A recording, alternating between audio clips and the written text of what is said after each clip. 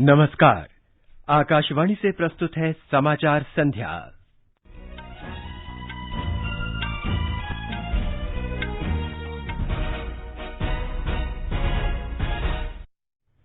प्रधानमंत्री नरेंद्र मोदी ने आत्मनिर्भर भारत ऐप जारी किया। प्रौद्योगिकी समुदाय से विश्व स्तरीय ऐप विकसित करने को कहा। देश में कोविड-19 के मरीजों की ठीक होने की दर लगभग 61% हुई। ओडिशा में 17 जिलों में सप्ताह अंत में 2 दिनों का लॉकडाउन शुरू हुआ। प्रधानमंत्री नरेंद्र मोदी ने महामारी के दौरान भाजपा कार्यकर्ताओं के राष्ट्रव्यापी कल्याण कार्यों की सराहना की। कहा, पार्टी ने जन सेवा का काम किया। नागरिक उड्डयन मंत्रालय ने कोरोना के प्रसार को रोकने के लिए 6 प्रमुख शहरों से कोलकाता की उड़ानों को रद्द किया। और सड़क परिवहन और राजमार्ग मंत्री नितिन गडकरी ने चंबल एक्सप्रेसवे परियोजना के लिए मंजूरियां जल्दी देने को कहा। समाचार संध्या में अपनी सहयोगी दिव्या तोमर के साथ मैं नवीन सक्सेना। प्रधानमंत्री नरेंद्र मोदी ने आत्मनिर्भर भारत ऐप जारी किया है। उन्होंने प्रौद्योगिकी समुदाय से विश्व स्तरीय ऐप विकसित करने को कहा है। सरकार ने आज कहा कि कोविड-19 रोगियों के स्वस्थ होने की दर लगातार बढ़ रही है। केंद्रीय स्वास्थ्य मंत्रालय ने बताया कि केंद्र और राज्य सरकारों के सहयोग से स्वस्थ होने की दर बढ़कर 60.81% हो गई है। पिछले 24 घंटों के दौरान 14,000 से ज्यादा कोविड-19 रोगी स्वस्थ हुए हैं। इसके साथ ही स्वस्थ होने वाले लोगों की कुल संख्या 3,94,000 से ज्यादा हो गई है। मंत्रालय ने बताया कि 2,35,000 से ज्यादा लोगों का इलाज चल रहा है। देश में परीक्षण प्रयोगशाला की संख्या लगातार बढ़ाई जा रही है, जिससे तेजी से जांच की जा सके। देश में अभी 1,087 प्रयोगशालाएं हैं, जिनमें 780 सरकारी और 307 निजी हैं। स्वास्थ्य मंत्रालय ने कहा कि जांच, तलाश और इलाज की रणनीति के साथ महामारी से निपटने के लिए कई कदम उठाए जा रहे हैं। कोविड-19 की जांच के लिए सभी बाधाएं समाप्त की जा रही हैं। पिछले 24 घंटे के दौरान 2,42,000 से ज्यादा नमूनों की जांच की गई और इसके साथ ही ये संख्या 95 लाख से ज्यादा हो गई। कर्नाटक में भी कोविड-19 के बढ़ते मामलों पर रोक लगाने के उद्देश्य से प्रदेश में कल से दोबारा लॉकडाउन लागू रहेगा। मुख्यमंत्री बीएस येदियुरप्पा की अध्यक्षता में आयोजित एक उच्च स्तरीय बैठक में यह निर्णय लिया गया। कल से आवश्यक सेवाओं और सामानों की आपूर्ति के अलावा किसी भी प्रकार की गतिविधियों की अनुमति नहीं होगी। मेघालय में कोविड-19 के आज 4 नए मामले सामने आए। रिभोई जिले के ये चारों व्यक्ति गंभीर रूप से संक्रमित मरीजों के संपर्क में थे। राज्य में संक्रमित मामलों की संख्या बढ़कर 22 हो गई है, जबकि 43 मरीज स्वस्थ हुए हैं। मिजोरम में पिछले 24 घंटों के दौरान कोविड का एक भी मामला सामने नहीं आया है। इस दौरान एक मरीज को इलाज के बाद छुट्टी दे दी गई। सरकारी सूत्रों ने बताया कि राज्य में कुल 162 संक्रमित रोगियों में से 127 स्वस्थ हो चुके हैं। राज्य में फिलहाल 35 रोगियों का इलाज चल रहा है। अरुणाचल प्रदेश सरकार ने 6 जुलाई से राज्य में 1 सप्ताह के लॉकडाउन की घोषणा की है। ईटानगर राजधानी परिसर में कोविड-19 के बढ़ते मामलों को ध्यान में रखकर यह फैसला लिया गया है। आज राजधानी ईटानगर में राज्य के मुख्य सचिव नरेश कुमार ने बताया कि लॉकडाउन 6 जुलाई की सुबह 5 बजे से 12 जुलाई को शाम 5 बजे तक रहेगा। ईटानगर में कोविड-19 के कुल 89 मामलों की पुष्टि हुई है, जिनमें से 8 स्वस्थ हो चुके हैं। तमिलनाडु सरकार ने 7 और दिनों के लिए मदुरई और उपनगरीय इलाकों में लॉकडाउन बढ़ा दिया है। चेन्नई में आज एक वक्तव्य में मुख्यमंत्री ई पलनीसामी ने बताया कि शहर में महामारी का प्रसार रोकने के लिए ये कदम उठाया गया है। अब मदुरई में 12 जुलाई तक लॉकडाउन लागू रहेगा। हालांकि मुख्यमंत्री ने एक अलग वक्तव्य में स्पष्ट किया कि चेन्नई में कुछ प्रतिबंधों के साथ 5 जुलाई से अनलॉक का दूसरा चरण शुरू हो रहा है। इस दौरान होटलों में बैठकर खाने पर प्रतिबंध रहेगा और दुकानों तथा टी स्टॉलों के काम के घंटे भी सीमित रहेंगे। होटलों को फूड पार्सल की अनुमति दी गई है। नागालैंड में आज कोविड-19 के 23 नए मामलों की पुष्टि हुई। इन्हें मिलाकर राज्य में कोविड संक्रमण के कुल 562 मामले हो गए हैं। पुष्ट मामलों में 21 पेरेंट से और 2 कोहिमा से हैं। कल 31 मरीजों के ठीक होने के बाद राज्य में स्वस्थ होने वालों की दर बढ़कर 42% हो गई है। सक्रिय मामलों की संख्या 334 है, जबकि 228 मरीज स्वस्थ हो चुके हैं। मेघालय में कोविड-19 के प्रसार पर नियंत्रण के प्रयास काफी प्रभावी रहे हैं, जिस कारण राज्य में कोरोना संक्रमण के बहुत कम मामले आए हैं।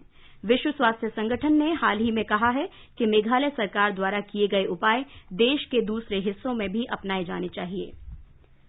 हिमाचल प्रदेश सरकार ने बेहतर समन्वय और संपर्क के लिए राज्य और केंद्र सरकार की विभिन्न कल्याणकारी योजनाओं के लाभार्थियों की सूची तैयार करने का फैसला किया है। हमारे संवाददाता ने खबर दी है कि राज्य के उपायुक्तों और खंड विकास अधिकारियों को ये काम सौंपा गया है ताकि सरकार को निरंतर जानकारी दी जा सके। सरकार ने कहा है कि कोविड-19 महामारी के दौरान सभी राज्यों और केंद्र शासित प्रदेशों में गैर कोविड आवश्यक सेवाओं पर भी समान रूप से ध्यान दिया जा रहा है। केंद्रीय स्वास्थ्य मंत्रालय ने बताया कि अहमदाबाद नगर निगम ने इस संबंध में एक अनूठा और नया उदाहरण प्रस्तुत किया है। निगम ने एक वाहन तैयार किया है जिससे लोगों को उनके घरों पर गैर कोविड आवश्यक सेवा उपलब्ध कराई जा रही है। शहर के ज्यादातर बड़े अस्पताल कोविड-19 के इलाज के लिए आरक्षित हो चुके हैं, इसलिए मधुमेह, उच्च रक्तचाप और हृदय संबंधी बीमारियों से पीड़ित मरीजों को सेवाएं उपलब्ध कराने के लिए कई कदम उठाए गए हैं। पूरे शहर में धन्वंतरी रथ के नाम से 120 वाहन तैनात किए गए हैं। प्रत्येक वाहन में एक आयुष चिकित्सक, एक अर्ध चिकित्सक कर्मचारी तथा एक नर्स और निगम का एक स्थानीय स्वास्थ्य अधिकारी रखा गया है। इस वाहन में आयुर्वेदिक और होम्योपैथिक दवाइयां, विटामिन संबंधी खाद्य पदार्थ, बुनियादी जांच उपकरण और पल्स ऑक्सीमीटर लगाए गए हैं। पूर्वोत्तर क्षेत्र विकास मंत्री डॉ जितेंद्र सिंह ने आज कहा कि कोविड-19 महामारी के बाद विशाल प्राकृतिक और कुशल मानव संसाधन के कारण पूर्वोत्तर क्षेत्र भारत को आर्थिक शक्ति बनाने में अग्रणी भूमिका निभाएगा। उन्होंने कहा कि क्षेत्र की नारी शक्ति कोविड-19 के प्रबंधन की आर्थिक गतिविधियों में प्रमुख भूमिका निभा रही हैं। डॉ सिंह एक वेबिनार के जरिए पूर्वोत्तर क्षेत्र सामुदायिक संसाधन और प्रबंधन कार्यक्रम के तहत विभिन्न महिला स्व सहायता समूहों के साथ बातचीत कर रहे थे। बातचीत के दौरान महिला स्व सहायता समूह की सदस्यों ने केंद्रीय मंत्री को बताया कि कार्यक्रम के तहत मिले धन से उनके जीवन में बेहतर बदलाव आया है। इस अवसर पर शिलांग की पूर्वोत्तर परिषद के अधिकारी भी मौजूद थे। ओडिशा के 17 जिलों में आज और कल 2 दिन का लॉकडाउन लागू किया गया है। राज्य सरकार ने इन जिलों में कोविड-19 के बढ़ते संक्रमण को रोकने के उद्देश्य से 2 दिन का ये लॉकडाउन लागू किया है। प्रधानमंत्री नरेंद्र मोदी ने आज जोर देकर कहा कि भारतीय जनता पार्टी एक ऐसा राजनीतिक संगठन है जो देश के लोगों की सेवा करने का काम करता है। उन्होंने कहा कि यह केवल चुनाव जीतने की मशीन नहीं है।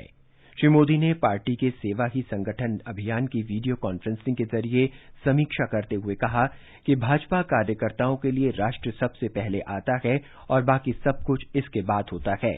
प्रधानमंत्री ने कहा कि भारतीय जनता पार्टी के पास 52 दलित और 43 आदिवासी सांसद हैं। उन्होंने कहा कि 113 से ज्यादा भाजपा सांसद पिछड़े वर्ग से आते हैं और 150 से ज्यादा भाजपा विधायक आदिवासी समुदाय से हैं। उन्होंने कहा कि इससे साबित होता है कि भाजपा सही अर्थों में समाज के सभी वर्गों का प्रतिनिधित्व करती है। कोविड महामारी के दौरान पार्टी कार्यकर्ताओं के प्रयासों की सराहना करते हुए श्री मोदी ने कहा कि उनके द्वारा राष्ट्र स्तर पर किया गया व्यापक स्तर पर कल्याणकारी कार्य संकट के बीच देश में सबसे बड़ा सेवा यज्ञ है। उन्होंने कहा कि बहुत सारे राज्यों में पार्टी कार्यकर्ता ये जानते थे कि वो जोखिम उठा रहे हैं, लेकिन वो लोग महामारी के दौरान पूरे समर्पण के साथ जुटे रहे। कुछ कार्यकर्ताओं ने लोगों की और राष्ट्र की सेवा करते हुए अपनी जान भी गंवा दी। नागरिक उड्डयन मंत्रालय ने सोमवार से 4 राज्यों के 6 शहरों से कोलकाता के लिए उड़ानों का संचालन नहीं करने का फैसला लिया है। सरकारी सूत्रों के अनुसार ये शहर दिल्ली, चेन्नई, मुंबई, नागपुर, पुणे और अहमदाबाद हैं।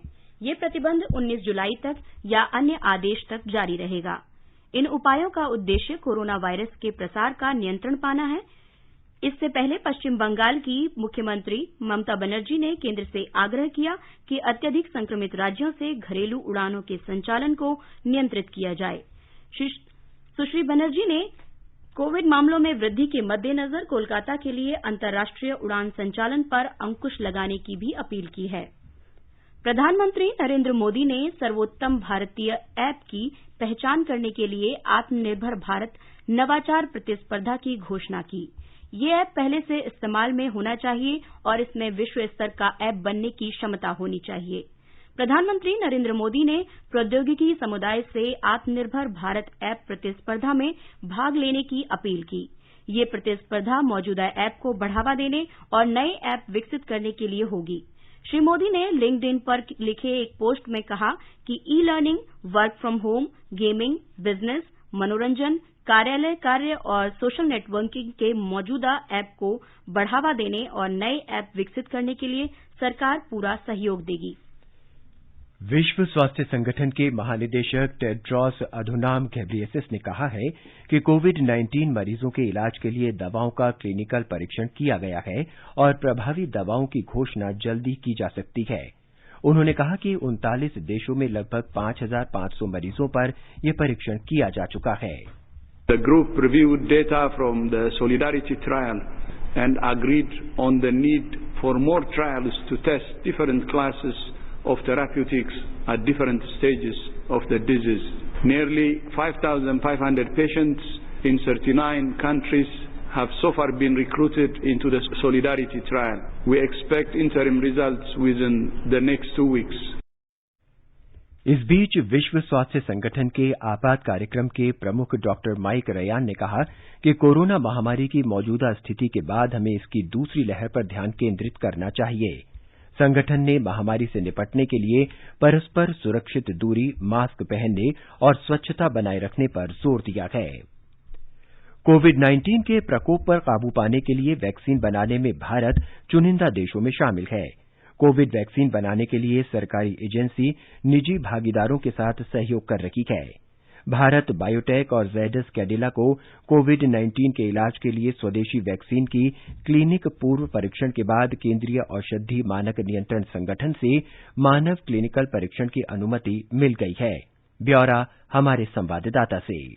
आईसीएमआर और भारत बायोटेक ने कोवैक्सीन नामक संभावित कोविड-19 वैक्सीन के विकास के लिए हाथ मिलाया है। यह भारत द्वारा विकसित किया जाने वाला पहला स्वदेशी टीका है जो कि सरकार की सर्वोच्च प्राथमिकता वाली परियोजनाओं में शामिल है। वैक्सीन SARS-CoV-2 स्ट्रेन से लिया गया है जिसे पुणे स्थित नेशनल इंस्टीट्यूट ऑफ वायरोलॉजी द्वारा अलग कर भारत बायोटेक को सौंपा गया है। जायडस के टीके को प्री क्लिनिकल चरण पूरा करने के बाद कंपनी के अहमदाबाद स्थित वैक्सीन टेक्नोलॉजी सेंटर में विकसित किया गया है। आने वाले महीनों में इन संभावित टीकों की प्रभावशीलता की पहचान करने के लिए मानवों पर इसका परीक्षण किया जाएगा। भारत बायोटेक और जायडस कैडिला ने इस लक्ष्य को पूरा करने के प्रयासों को गति दे दी है, लेकिन अंतिम परिणाम इस परियोजना में शामिल सभी क्लिनिकल साइटों के सहयोग पर निर्भर करेगा। इस बीच भारत WHO के सॉलिडेरिटी ट्रायल में भी हिस्सा ले रहा है। यह ट्रायल 4 उपचार विकल्पों की तुलना करने के लिए किया जाने वाला एक अंतर्राष्ट्रीय क्लिनिकल परीक्षण है जो कोविड-19 के खिलाफ उनकी प्रभावशीलता का आकलन करेगा। एक अन्य शीर्ष भारतीय pharma company serum institute of India ने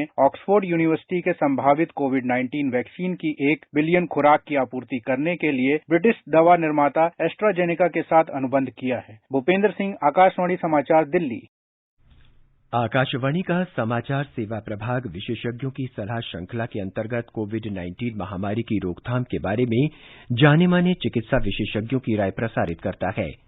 अखिल भारतीय आयुर्विज्ञान संस्थान एम्स के मनोरोग विभाग के प्रोफेसर डॉक्टर नंद कुमार ने लोगों को घरों में रहने, परिवार के साथ समय बिताने तथा योगाभ्यास करने की सलाह दी है।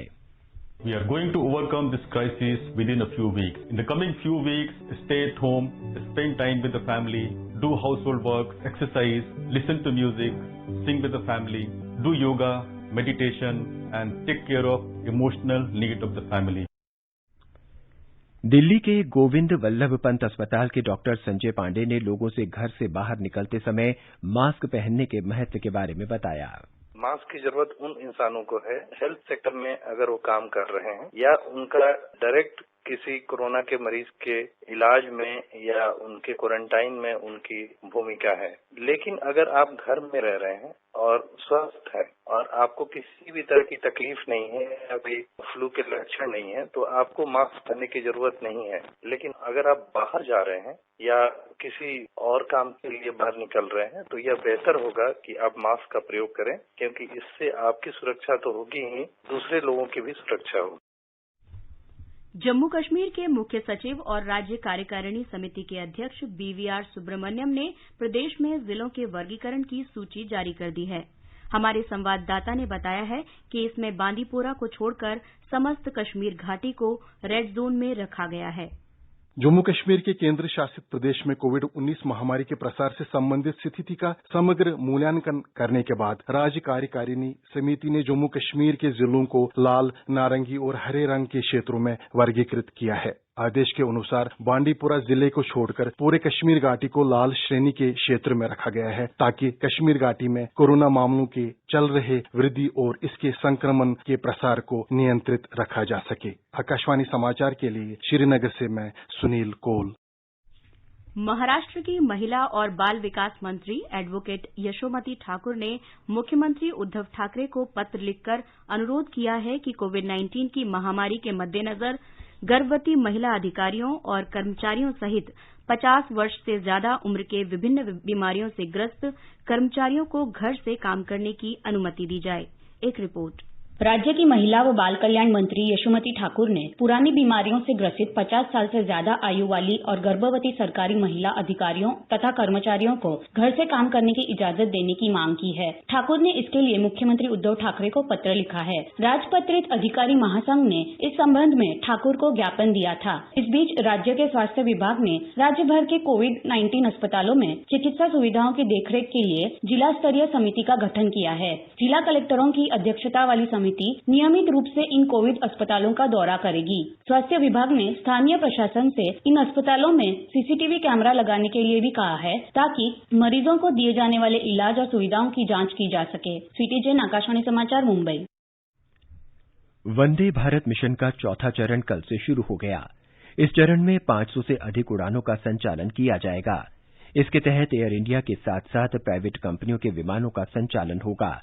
एयर इंडिया की 170 उड़ानें 15 जुलाई से Australia, Bahrain, Bangladesh, Canada, Germany, Japan, Kuwait, Malaysia, Oman, Saudi Arab, Qatar और फिलीपींस सहित विश्व के विभिन्न देशों से यात्रियों को लाने और ले जाने का काम करेंगी। इस बीच रिकॉर्ड 5 लाख भारतीय इस मिशन के तहत सुरक्षित भारत लौटे हैं। 7 मई को यह ऑपरेशन शुरू हुआ था और 2 महीने से भी कम समय में उन्होंने 137 देशों के लगभग 5,04,000 भारतीय अपने घरों को लौट चुके हैं। ये समाचार हमारी वेबसाइट newsonair.com/hindi और हमारे mobile app news on AIR पर भी उपलब्ध हैं। हथेलियों पे तंबाकू मसाला रगड़कर स्वाद चखने के लिए मुंह तक जरूर लाएंगे। सिगरेट और बीड़ी भी जलाकर होठों से जरूर लगाएंगे और फिर कैंसर, कोरोना, टीबी और हृदय रोग जैसी बीमारियों के चपेट में आएंगे। सर, तंबाकू सेवन जानलेवा है और आपकी और आपके परिवार की खुशियों के लिए हानिकारक भी। तो आज ही एक स्वस्थ जीवन जीने के लिए शपथ लीजिए। सिगरेट, बीड़ी या किसी भी प्रकार के तंबाकू का सेवन नहीं करेंगे और जीवन को सुरक्षित रखेंगे। लो राधा, बारिश से बचने के लिए छाता तो मैं ले आई। डेंगू और चिकनगुनिया से बचने का उपाय वो कौन करेगा? ये तो किसी ने बताया ही नहीं। मैं बताती हूँ। पानी से भरी टंकियों व बर्तनों को अच्छी तरह ढककर रखें। हर सप्ताह कूलर को खाली करके सुखाकर दोबारा भरें। घर व आसपास टूटे बर्तन, डिब्बे, टायर इत्यादि में पानी जमा न होने दें। मच्छरों के काटने से बचने के लिए कॉइल, क्रीम, मशीन आदि का प्रयोग करें। डेंगू के मच्छर दिन में काटते हैं, इसलिए पूरे शरीर को ढकने वाले कपड़े पहने। बुखार हो तो डॉक्टर की सलाह लें। समझ गयी? हाँ, समझ गयी और अब दूसरों को भी बताऊंगी। ये कुछ आसान उपाय अपनाएं, डेंगू चिकनगुनिया को दूर भगाएं। स्वास्थ्य एवं परिवार कल्याण मंत्रालय, भारत सरकार द्वारा जनहित में जारी। ये आकाशवाणी है। आगे बढ़ने से पहले मुख्य समाचारों पर एक नजर। प्रधानमंत्री नरेंद्र मोदी ने आत्मनिर्भर भारत ऐप जारी किया। प्रौद्योगिक समुदाय से विश्व स्तरीय ऐप विकसित करने को कहा। देश में कोविड-19 के मरीजों की ठीक होने की दर लगभग 61% हुई। ओडिशा में 17 जिलों में सप्ताह अंत में 2 दिनों का लॉकडाउन आज शुरू हुआ। प्रधानमंत्री नरेंद्र मोदी ने महामारी के दौरान भाजपा कार्यकर्ताओं के राष्ट्रव्यापी कल्याण कार्यों की सराहना की। कहा, पार्टी ने जनसेवा का काम किया। नागरिक उड्डयन मंत्रालय ने कोरोना के प्रसार को रोकने के लिए 6 प्रमुख शहरों से कोलकाता की उड़ानों को रद्द किया। और सड़क परिवहन और राजमार्ग मंत्री नितिन गडकरी ने चंबल एक्सप्रेसवे परियोजना के लिए मंजूरियां जल्दी देने को कहा। सड़क परिवहन और राजमार्ग मंत्री नितिन गडकरी ने आज वीडियो कॉन्फ्रेंसिंग के जरिए मध्य प्रदेश के मुख्यमंत्री शिवराज सिंह चौहान के साथ प्रस्तावित चंबल एक्सप्रेस परियोजना की समीक्षा की। श्री गडकरी ने इस अवसर पर कहा कि इस राजमार्ग से सुगम यातायात और मालवाहन के अलावा इस पिछड़े क्षेत्र के लोगों को लाभ होगा। एक रिपोर्ट। मुख्यमंत्री शिवराज सिंह चौहान ने इस परियोजना को चंबल प्रोग्रेस वे करार दिया है। मध्य प्रदेश सरकार इस ड्रीम प्रोजेक्ट के लिए 421 करोड़ रुपए लागत की भूमि 100% निःशुल्क उपलब्ध करा रही है। इसके अलावा राज्य सरकार 781 करोड़ रुपए की अन्य सहायता भी प्रदान करेगी। एक्सप्रेस वे राज्य में 309 किलोमीटर लंबा होगा। यह श्योपुर, मुरैना और भिंड को राजस्थान और उत्तर प्रदेश की सीमाओं से जोड़ेगा। यह मार्ग भिंड में स्वर्ण चतुर्भुज, आगरा कानपुर मार्ग से जुड़ा होगा, जबकि मुरैना में उत्तर दक्षिण कॉरिडोर से और राजस्थान में दिल्ली मुंबई कॉरिडोर से भी जुड़ेगा। केंद्रीय मंत्री नरेंद्र सिंह तोमर ने कहा है कि इस एक्सप्रेसवे के निर्माण से इस पिछड़े क्षेत्र के विकास में बहुत मदद मिलेगी। वहीं वीडियो कॉन्फ्रेंस में राज्यसभा सांसद ज्योतिरादित्य सिंधिया ने भिंड कोटा रेल लाइन के साथ चंबल एक्सप्रेसवे बनाने का सुझाव दिया। संजीव शर्मा, आकाशवाणी समाचार, भोपाल। मेक इन इंडिया में एक और उपलब्धि हासिल करते हुए Uttar Pradesh metro rail corporation ने कानपुर और आगरा मेट्रो परियोजनाओं के लिए 67 ट्रेनों के 201 डिब्बों की आपूर्ति, जांच और इन्हें चालू करने का ठेका messrs Bombardier transport India private limited को दिया है। इनमें से 39 ट्रेन कानपुर और 28 ट्रेन आगरा के लिए हैं और प्रत्येक की क्षमता 980 यात्रियों की है। इस ठेके के लिए चीन की कंपनी ने भी आवेदन किया था। ब्यौरा हमारे संवाददाता से। Uttar Pradesh metro rail corporation के प्रबंध निदेशक कुमार केशव ने कहा कि ये ट्रेनें कम ईंधन इस्तेमाल करने वाली, मजबूत, पर्यावरण के अनुकूल और कम आवाज करने वाली होने के साथ ही यात्रियों को आरामदायक सफर का एहसास भी कराएंगी। ये ट्रेन कोच पूरी तरह से स्टेनलेस स्टील के होने के कारण काफी हल्के होंगे। उन्होंने कहा कि लॉकडाउन के बाद कानपुर मेट्रो का निर्माण कार्य सफलतापूर्वक शुरू कर दिया गया है और इस ठेके के दिए जाने से अर्थव्यवस्था को भी मजबूती मिलेगी और साथ ही साथ आगरा और कानपुर की जनता का अपनी मेट्रो रेल होने का सपना भी जल्दी पूरा होगा। सुशील चंद्र तिवारी, आकाशवाणी समाचार, लखनऊ। राष्ट्रपति रामनाथ कोविंद ने कहा है कि भारत को इस बात का गर्व है कि यहां बौद्ध धर्म का उदय हुआ। उन्होंने कहा कि भगवान बुद्ध का ज्ञान तथा शिक्षाएं बौद्धिक उदारता और आध्यात्मिक विविधता के सम्मान की भारत की परंपरा के अनुरूप है। उन्होंने आषाढ़ पूर्णिमा पर धम्म चक्र दिवस समारोह का आज राष्ट्रपति भवन से उद्घाटन किया। राष्ट्रपति ने कहा कि बौद्ध धर्म भारत से पड़ोसी क्षेत्रों में फला फूला। उन्होंने कहा कि आषाढ़ पूर्णिमा की परंपरा करीब 2500 वर्ष पहले शुरू हुई, जब पहली बार महात्मा बुद्ध को ज्ञान प्राप्त हुआ। राष्ट्रपति ने कहा कि बुद्ध की शिक्षा तत्कालीन समय के विपरीत थी, लेकिन उनके तर्क की शक्ति प्रेम, दया और अहिंसा पर आधारित थी। Ironically, the Buddha's teaching was against the current during those times, but the force of his argument was women around love, compassion and non-violence. The spread of Buddhism around the world was guided by these eternal values. In his lifetime, he always sought to convince people through his logical and moral arguments. इस अवसर पर प्रधानमंत्री नरेंद्र मोदी ने कहा कि विश्व इस समय असाधारण चुनौतियों से जूझ रहा है और इनके अंतिम समाधान केवल भगवान बुद्ध के आदर्शों से ही प्राप्त हो सकते हैं। प्रधानमंत्री ने कहा कि बुद्ध की शिक्षाएं अतीत में प्रासंगिक थी, वर्तमान में प्रासंगिक हैं और भविष्य में भी प्रासंगिक रहेंगी। श्री मोदी ने कहा कि होनहार युवा वैश्विक समस्याओं के समाधान तलाश रहे हैं। If you want to see a great example of how hope, innovation and compassion can remove suffering, it is our startup sector led by our youth. Bright young minds are finding solutions to global problems. India has one of the largest startup ecosystems. I would urge my young friends to also stay connected with the thoughts of Lord Buddha. They will motivate and show the way ahead. गृहमंत्री अमित शाह ने स्वामी विवेकानंद को आज उनकी पुण्यतिथि पर श्रद्धांजलि दी। गृहमंत्री ने कहा कि स्वामी विवेकानंद महान चिंतक और असाधारण वक्ता थे, जिन्होंने न केवल देश में राष्ट्रवाद की भावना जगाई, बल्कि पूरे विश्व को भारतीय संस्कृति के गुणों से अवगत कराया। श्री शाह ने कहा कि स्वामी विवेकानंद के विचार वैश्विक भाईचारा और स्व जागरूकता आज भी समान रूप से प्रासंगिक हैं। केंद्र शासित प्रदेश जम्मू कश्मीर में दक्षिण कश्मीर के कुलगाम जिले के आराह क्षेत्र में आज तीसरे पहर सुरक्षा बलों के साथ मुठभेड़ में एक आतंकवादी मारा गया।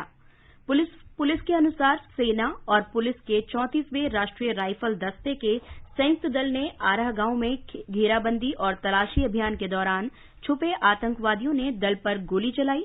जवाबी कार्रवाई में एक आतंकवादी मारा गया। मारे गए आतंकवादी की पहचान की जा रही है। अंतिम सूचना मिलने तक मुठभेड़ जारी थी। विदेश नीति के विशेषज्ञ जी पार्थसारथी ने कहा है कि एशिया में चीन के सामान के लिए भारत सबसे बड़े बाजारों में से एक रहा है और चीन को इस मामले में भारत से बहुत फायदा हुआ है। उन्होंने कहा कि हाल ही में लद्दाख में सैनिकों की तैनाती सहित चीनी गतिविधियों के कारण भारत को कार्रवाई करनी पड़ी है। आकाशवाणी समाचार से बातचीत में उन्होंने कहा कि भारत ने लद्दाख में दोनों सेनाओं के बीच झड़प होने के बाद आयात पर चीन की निर्भरता को कम करना शुरू कर दिया है। जापान ने गलवान घाटी में चीन के साथ संघर्ष के मुद्दे पर भारत का समर्थन करते हुए कहा है कि वो इस क्षेत्र में यथास्थिति बदलने के किसी भी एकतरफा प्रयास का विरोध करता है। विदेश सचिव हर्षवर्धन श्रृंगला ने कल जापान के राजदूत सातोशी सुजुकी को टेलीफोन पर वास्तविक नियंत्रण रेखा LAC की स्थिति के बारे में जानकारी दी। जापान के राजदूत सुजुकी ने कहा कि बातचीत के माध्यम से समस्या का शांतिपूर्ण समाधान निकाला जाना चाहिए। उन्होंने ट्वीट में कहा कि जापान शांतिपूर्ण समाधान की भारत सरकार की नीति की सराहना करता है। अमेरिका में न्यूयॉर्क के टाइम्स स्क्वायर पर भारत, तिब्बत और ताइवान के प्रवासी नागरिकों ने चीन के उत्पादों के बहिष्कार का आह्वान करते हुए विरोध प्रदर्शन किया। भारत और चीन के बीच गलवान घाटी में गतिरोध के मुद्दे पर अमेरिका के विभिन्न शहरों में चीन विरोधी प्रदर्शन किए जा रहे हैं। प्रदर्शनकारियों ने भारत के पक्ष में और चीन के खिलाफ नारे लगाते हुए भारत और तिब्बत का राष्ट्रीय ध्वज फहराया। प्रधानमंत्री नरेंद्र मोदी ने आज अमरीकी राष्ट्रपति डोनाल्ड ट्रंप और अमरीकी लोगों को अमरीका के 244वें स्वतंत्रता दिवस पर शुभकामनाएं दी। श्री मोदी ने एक ट्वीट में कहा कि विश्व के सबसे बड़े लोकतंत्र भारत और अमरीका इस दिन स्वतंत्रता और मानव उद्यमशीलता का उत्सव मनाते हैं। प्रधानमंत्री नरेंद्र मोदी ने दूरदर्शन समाचार पर लगातार 5 साल पूरा करने के लिए संस्कृत समाचार पत्रिका वार्तावली को बधाई दी है। संस्कृत में ट्वीट कर श्री मोदी ने कहा कि वार्तावली कार्यक्रम ने विश्व स्तर पर संस्कृत भाषा के प्रसार के लिए उल्लेखनीय योगदान किया है। प्रधानमंत्री ने कार्यक्रम में शामिल लोगों और इसके दर्शकों को भी बधाई दी है। भारतीय इस्पात प्राधिकरण सेल ने इस वर्ष जून के महीने में अब तक की सबसे अधिक बिक्री की है। इस्पात की घरेलू बिक्री और निर्यात 12,77,000 टन रहा, जो पिछले वर्ष इसी अवधि की तुलना में 18% अधिक है। जून 2020 में कंपनी ने सबसे अधिक निर्यात किया है। और अब एक नजर कल के मौसम के पूर्वानुमान पर। दिल्ली में आंशिक रूप से बादल छाए रहेंगे और सामान्य बारिश होने का अनुमान है। न्यूनतम तापमान 27 डिग्री और अधिकतम 36 डिग्री सेल्सियस रहने का अनुमान है। मुंबई में भी सामान्य रूप से बादल छाए रहेंगे और बारिश होगी। न्यूनतम तापमान 25 तथा अधिकतम तापमान 28 डिग्री सेल्सियस रह सकता है। चेन्नई में तापमान 23 और 36 डिग्री सेल्सियस के बीच रहने का अनुमान है। शहर में आमतौर पर बादल छाए रहेंगे और हल्की बारिश होगी। कोलकाता में बादल छाए रहने के साथ ही 1-2 बार वर्षा होने का अनुमान है। तापमान 27 और 34 डिग्री सेल्सियस के बीच रहेगा। जम्मू में न्यूनतम तापमान 29 डिग्री सेल्सियस से 38 डिग्री सेल्सियस रहने की संभावना है। हालांकि आसमान आमतौर पर साफ रहेगा। 1-2 बार बारिश हो सकती है। श्रीनगर में आसमान साफ रहेगा। तापमान 20 डिग्री सेल्सियस से 28 डिग्री सेल्सियस के बीच रहेगा। गिलगित में न्यूनतम तापमान 17 डिग्री सेल्सियस तथा अधिकतम 34 डिग्री सेल्सियस रहेगा। आसमान में बादल छाने रहने तथा सामान्य बारिश होने का अनुमान है। मुजफ्फराबाद में गरज के साथ बारिश होगी। न्यूनतम तापमान 21 तथा अधिकतम तापमान 36 डिग्री सेल्सियस के आसपास रहने का अनुमान है। समाचार कक्ष से रवि कपूर। अंत में मुख्य समाचार एक बार फिर। प्रधानमंत्री नरेंद्र मोदी ने आत्मनिर्भर भारत ऐप जारी किया। प्रौद्योगिकी समुदाय से विश्व स्तरीय ऐप विकसित करने को कहा। देश में कोविड-19 के मरीजों की ठीक होने की दर लगभग 61% हुई। ओडिशा में 17 जिलों में सप्ताह अंत में 2 दिनों का लॉकडाउन आज शुरू हुआ। ओडिशा में प्रधानमंत्री नरेंद्र मोदी ने महामारी के दौरान भाजपा कार्यकर्ताओं के राष्ट्रव्यापी कल्याण कार्यों की सराहना की। कहा, पार्टी ने जनसेवा का काम किया। नागरिक उड्डयन मंत्रालय ने कोरोना के प्रसार को रोकने के लिए 6 प्रमुख शहरों से कोलकाता की उड़ानों को रद्द किया। और सड़क परिवहन तथा राजमार्ग मंत्री नितिन गडकरी ने चंबल एक्सप्रेसवे परियोजना के लिए मंजूरियां जल्दी देने को कहा। इसके साथ ही समाचार संध्या का ये अंक समाप्त हुआ। नमस्कार।